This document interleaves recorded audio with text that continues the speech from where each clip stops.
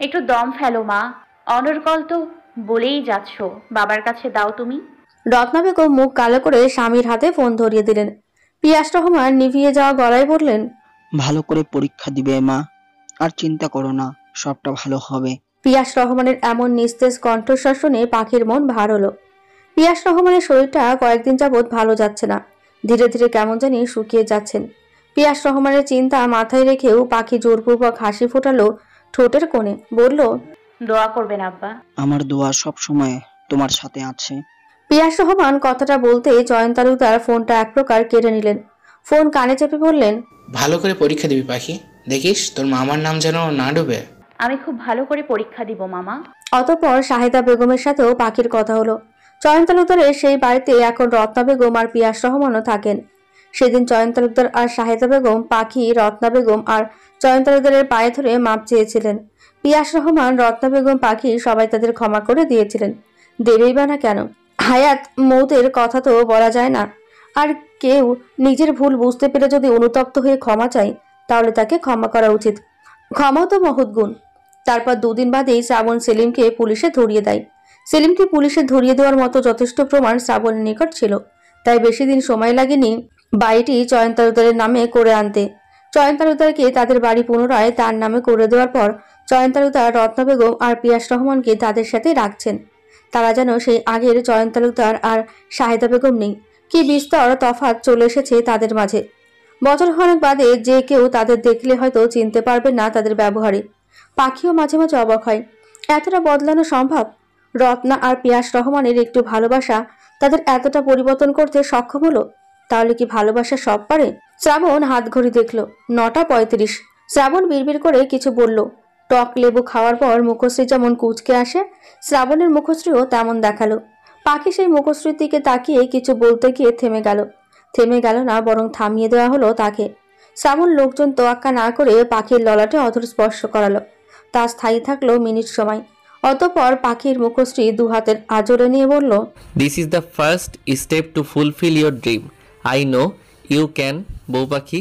অদর করে হাসি ফুটলো পাখির। শ্রাবণ পাখির মাথায় হাত রাখলো, মৃদু হেসে বলল, বেস্ট অফ লাক বউ পাখি।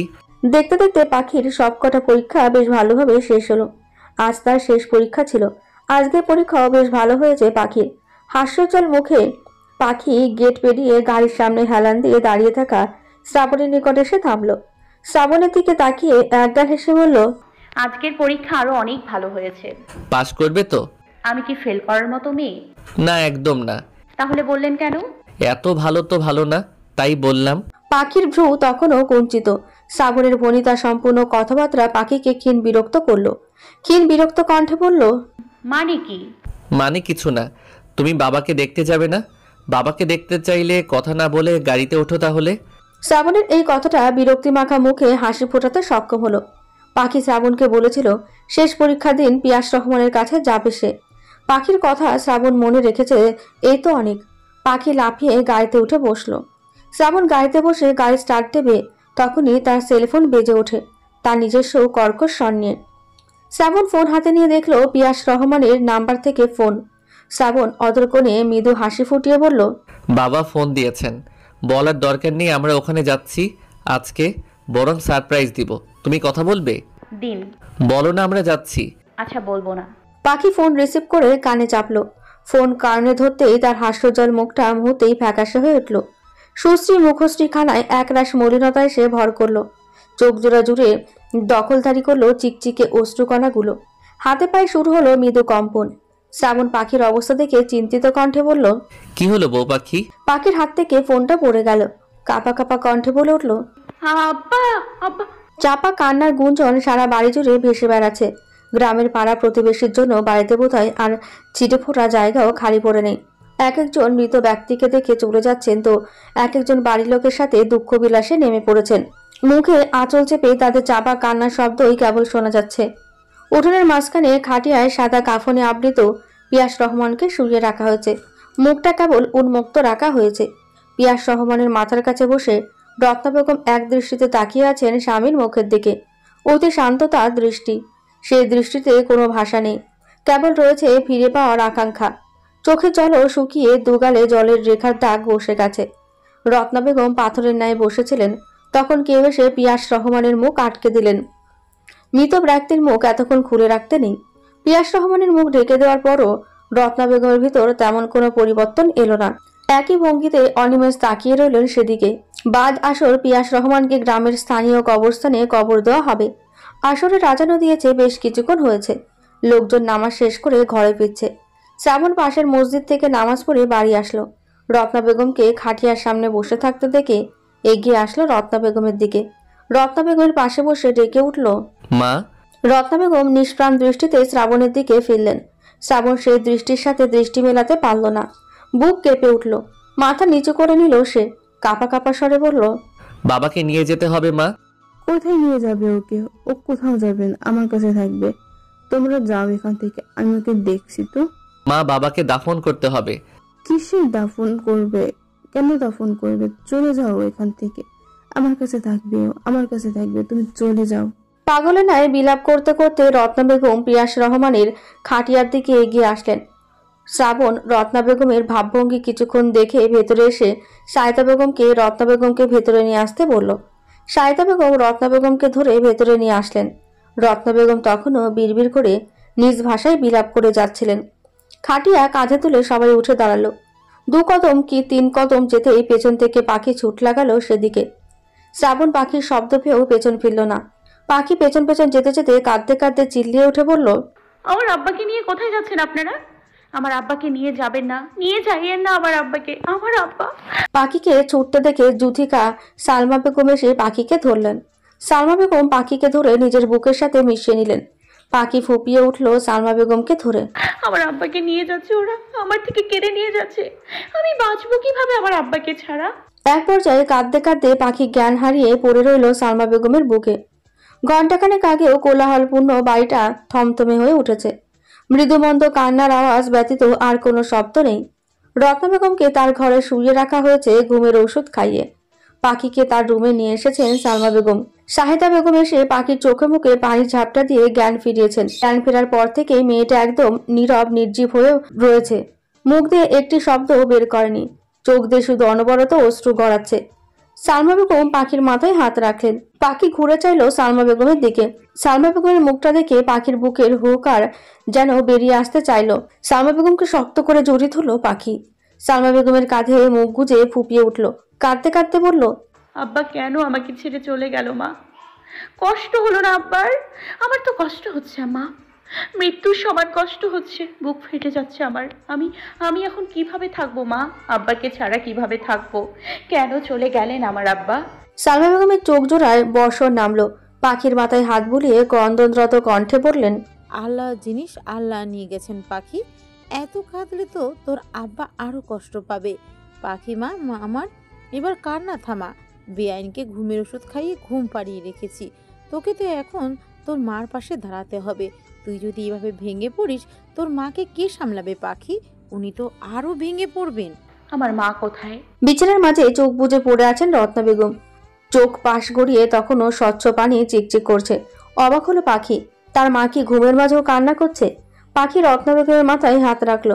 রত্না বেগমের কপালে অধর ছুঁয়ে নিষ্প্রাণ গলায় বিড়বিড় করে বলল, জগৎ সংসারে এমন কিছু মানুষ থাকে যাদের কাছে সুখ শব্দটা ধরা দিতে চায় না সহজে। এরা গোটা একটা জীবন দুঃখ নিয়েই পার করে দেয়। তাদের মধ্যে 2 অভাগী, তুমি আর আমিও আছি মা। জীবনের সুখের একটু ছোঁয়া পেলে সেই সুখকে তছনছ করে দুঃখরা আসে জীবনটাকে বিষিয়ে তুলতে, কষ্টে ভরিয়ে দিতে। এত কষ্ট কিভাবে সহ্য করবে মা? তারপর কেটে গেছে মাসখানেক পিয়াস রহমান চলে যাওয়ার। 1 সপ্তাহ ধরে রত্না বেগম শ্রাবণদের বাড়িতে এসেছেন। শ্রাবণ নিয়ে এসেছে তাকে। ও বাড়িতে থাকলে একলা বন্ধ ঘরে পড়ে থেকে চোখের জল ফেলেন শুধু। তাই শ্রাবণ 2 দিন বাদে কিংবা 3 দিন বাদে রত্না বেগমকে এই বাড়িতে নিয়ে আসেন। মেয়েকে দেখলে যদি একটু মনটা ভালো হয়, পিয়াস রহমানের কথা যদি মাথা থেকে একটু সরে তার জন্য। কিন্তু রত্না বেগম 2-3 দিনের বেশি থাকেন না। রত্না বেগম বাড়ি যাওয়ার কথা বলতেই পাখি শ্রাবণের নিকট এসে বলল, মা বাড়ি যাবে, দিয়ে আসবেন। আরো কয়েকটা দিন থাকুক। থাকবে না মা, আপনি বাড়ি পৌঁছে দিয়েন। পাখি মলিন মুখ দেখে শ্রাবণ পাখির গালে হাত রাখলো। পাখির শুকিয়ে যাওয়া মুখের দিকে তাকিয়ে বলল, আমি মাকে থাকতে বলবো, উনি রাজি হয়ে যাবেন। পাখি মাথা নাড়ল। সঙ্গে সঙ্গে কপল বেয়ে চোখ থেকে অশ্রু জল পড়ল। শ্রাবণ পাখির চোখের পানি মুছে দিয়ে বলল, মানুষের মৃত্যু হলো চিরন্তন সত্য পাখি। তোমাকে আমাকে সবাইকে মৃত্যুর স্বাদ গ্রহণ করতে হবে, হয়তো কয়েকদিন আগে নয়তো কয়েকদিন পরে। আমাদের এই জগৎটা পাপে ভরা বউ পাখি। জগৎ সংসারে যতদিন বাঁচবে ততদিন আমাদের পাপের বোঝা বাড়বে। তাই এই পাপের জগৎ থেকে যে যত তাড়াতাড়ি মুক্তি পাবে সেই তো ভাগ্যবান, তাই না বউ পাখি? বাবাও নিশ্চয়ই ভাগ্যবান। শীত বসন্ত গ্রীষ্ম পেরিয়ে ধরণীতে বর্ষার আগমন ঘটেছে। সময়ের সাথে সাথে জীবনে ব্যস্ততা বেড়েছে সবার। কেউ ছেড়ে চলে যাওয়াতে তো কারো জীবন থেমে থাকে না, তেমনি প্রিয়াস রহমান চলে যাওয়াতে কারো জীবন থেমে নেই, চলেছে আগের মতোই।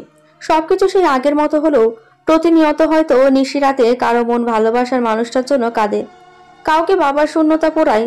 তবুও তারা এই পৃথিবীর মিথ্যে নিয়মের মাঝে বাধা পড়ে ভালো থাকতে শিখে গেছে, ভালো আছে তারা। রাত 10টার দিকে শ্রাবণ নিজের ঘরে ঢুকলো। পাখি বিছানার ওপর চুপচাপ বসেছিল। তখন শ্রাবণ পাখির দিকে এক পলক তাকিয়ে ওয়াশরুমে চলে গেল ঘরমাক্ত শরীর নিয়ে। পাখি তখনও বিছানার ওপর গোল হয়ে বসে আছে। আগের দিন হলে হয়তো পাখি শ্রাবণকে প্রশ্ন করে করে বিরক্ত করে ফেলতো, কেন সে এত রাতে বাড়িতে এসেছে। কিন্তু আজকে পাখি মুখ দিয়ে টু শব্দটিও করল না। শ্রাবণ ওয়াশরুম থেকে বের হলো মিনিট 10 বাদে। রুমে এসে একটা টি শার্ট গায়ে জড়িয়ে পাখির নিকট এসে বসলো। পাখির মুখশ্রী পানে তাকিয়ে জিজ্ঞেস করলো, এভাবে বসে আছো কেন? ভালো লাগছে না। কেন, কি হয়েছে? এমনি ভালো লাগছে না, মায়ের কথা মনে পড়ছে। মাকে নিয়ে আসবো তাহলে, কালকে তোমার রেজাল্ট। জানি। শ্রাবণ দীর্ঘশ্বাস ফেললো। পিয়াস রহমান চলে যাওয়া 4 মাস হয়ে এলো। এই 4 মাসে সামনে বসা রমণীকে একবারও মুখ খুলে হাসতে দেখেছে কিনা মনে পড়ে না শ্রাবণের। সারাদিনের ক্লান্তি শেষে পাখির এহেনো মুখশ্রী দেখে শ্রাবণের মনটাও বিষিয়ে ওঠে। শ্রাবণ বিছানা ছেড়ে উঠে বলল, খেয়েছো? না। নিচে চলো, খেয়ে আসবে। আপনি যান, আমি আসছি। আসছি না, এক্ষুনি ওঠো। খাবো না আমি, আপনি খেয়ে আসুন। আমি উঠতে বলেছি বউ পাখি, না খেলে অসুস্থ হয়ে পড়বে। আজকাল তোমার বড্ড অনিয়ম দেখছি। ভালো লাগছে না আজকে খেতে, আর একদিন রাতে না খেলে কিছু হবে না। পাখি। সহসা শ্রাবণের ধমকে কেঁপে উঠল পাখি। অবাক চোখে শ্রাবণের দিকে চোখ তুলে তাকালো। প্রথমবার স্বামীর উচ্চস্বরের ধমকে নিজের নাম শুনে চোখজোড়া ভিজে উঠল পাখির। ঠোঁট কাঁপিয়ে কিছু বলতে গিয়েও পারল না। তার পূর্বেই শ্রাবণ কঠোর কণ্ঠে শুধালো, আমি নিচে যাচ্ছি, তাড়াতাড়ি নিচে আসবে। প্রতিদিন এভাবে না খেয়ে খেয়ে নিজের ক্ষতি করতে চাইছো? শক্ত কণ্ঠে কথাগুলো বলে শ্রাবণ ঘর থেকে বেরিয়ে গেল। জলে টইটুম্বুর চোখ নিয়ে পাখি সেদিকে তাকিয়ে রইল। বুকের ভেতর বাসা বাঁধল এক আকাশ অভিমান। পাখি অশ্রু চোখে বিছানা ছেড়ে নেমে ঘর থেকে বেরিয়ে আসলো। শ্রাবণের খাওয়া শেষ হতেই পাখির দিকে এক পলক তাকিয়ে রুমে চলে আসলো। পাখি আর চোখে শ্রাবণের যাওয়ার দিকে একবার তাকিয়ে নিজের খাওয়ায় মনোনিবেশ করলো। পাখির খাওয়া শেষ হতেই পাখি জুইয়ের রুমের সামনে এসে দাঁড়ালো। জুইয়ের রুমে কড়া নাড়তেই জুই দরজা খুলে দিল। পাখিকে দেখে অবাক স্বরে বলল, ভাবি তুমি? কেন আসতে পারি না? আহা, এসব কেন বলছো? ভিতরে আসো ভাবি। পাখি অধরকোণে ক্ষীণ হাসি ফুটিয়ে ভেতরে ঢুকলো। বিছানার মাঝে বই খাতা ছড়াছড়ি। পাখি বই খাতাগুলোর দিকে তাকিয়ে বলল, তুমি পড়ছিলে জুই? হ্যাঁ ভাবি। বিরক্ত করলাম? তেমন কিছু না ভাবি, আমি তো গল্পের বই পড়ছিলাম। গল্পের বই? কিন্তু এখানে তো। এগুলো তো মায়ের জন্য এরকম ছড়িয়ে ছিটিয়ে রেখেছি। মা যদি এসে দেখে আমি একাডেমিক বই রেখে গল্পের বই পড়ছি, তাহলে সেই দিন আমার বাড়িতে শেষ দিন হবে। কেন? তুমি বেশি বেশি প্রশ্ন করছো ভাবি।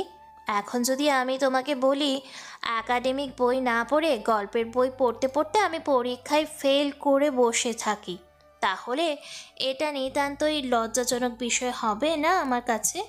ফেল করো, তাহলে একাডেমিক বই রেখে গল্পের বই কেন পড়ো? নেশা ভাবি, নেশা, তুমি বুঝবে না। বলে একটা গল্পের বই হাতে নিয়ে জুই তাতে চোখ ডুবালো। পাখি জুইয়ের দিকে এক পলক তাকিয়ে বলল, আমি আজকে এই রুমে থাকলে তোমার অসুবিধা হবে জুই? অসুবিধে হবে কেন ভাবি? থাকতে পারো তুমি। বাইরে টিপটিপ বর্ষণ হচ্ছে। শ্রাবণ তা মনোযোগ দিয়ে শুনছে, তবে তার দৃষ্টি দরজার দিকে। দু চোখে কারো জন্য অপেক্ষা, তবে পাখি আসছে না। 1 ঘন্টা ধরে শ্রাবণ একইভাবে শুয়ে দরজার দিকে তাকিয়ে আছে। শ্রাবণ এবার বিরক্তিতে উঠে বসলো। চোখ মুখ কুঁচকে ঘর থেকে বেরিয়ে নিচে আসলো। চারপাশ নজর বুলেও পাখিকে নজরে এলো না। ভ্রু কুঁচকে নিল শ্রাবণ। তপ্ত একটা শ্বাস ফেলে জুইয়ের রুমের দিকে পা ফেললো। ঘরের সামনে সে দরজায় কড়া নাড়ল। মিনিটের মাঝে দরজা খুলে দাঁড়ালো জুই। জুইকে দেখে শ্রাবণ সরাসরি প্রশ্ন করলো, তোর ভাবি কি করে?